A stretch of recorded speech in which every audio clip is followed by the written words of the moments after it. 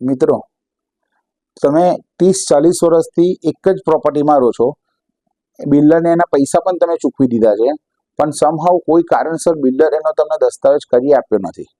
તો એવા કિસ્સામાં માલિકીયત કેવી રીતે તમે પ્રાપ્ત કરશો? અત્યારે બિલ્ડરનો કોઈ અતોપતો પણ નથી, કે બિલ્ડર હયાત પણ નથી, કે બિલ્ડર ઇન્ડિયામાં નથી. તો આવા કિસ્સામાં દસ્તાવેજ કરવા માટેનો શું પ્રોસેસ કરવાનો, એની માટે આપણે જણાવો. આવા કિસ્સામાં તમારે કાયદેસર રીતે એક કોર્ટમાં અરજી કરવાની હોય છે. કોર્ટમાં અરજી થાય એના આધારે લીગલ પ્રોસેસ આખો ઊભો થાય, અને લીગલ પ્રોસેસના આધારે જે પણ તમારા પુરાવાઓ છે, તમે પૈસા આપીને રિસિપ્ટ બધું, એ તમામ પુરાવાઓને આધીન કોર્ટમાં એપ્લિકેશન કરી અને કોર્ટમાંથી ઓર્ડર લેવાનો હોય છે. અને કોર્ટમાંથી ઓર્ડર આવે ત્યાર પછી જ તમે કોર્ટ એ દસ્તાવેજ તમારા નામે કરાવી શકો, અને ત્યારબાદ જે પ્રોપર્ટી કાર્ડથી માંડીને તમામ જગ્યાએ માલિકી હક તરીકે તમે પોતાનું નામ પ્રસ્થાપિત કરી શકો છો.